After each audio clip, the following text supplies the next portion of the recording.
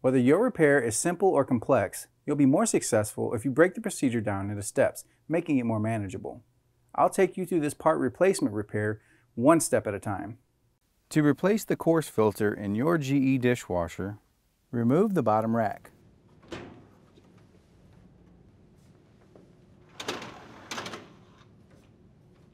Twist the fine filter counterclockwise to release it from the sump. Now remove the coarse filter. To install the new coarse filter, fit the filter on the sump.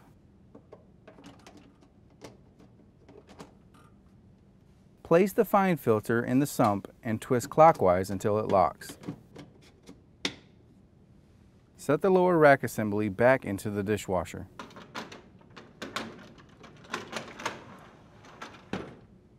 And the dishwasher should be ready for use.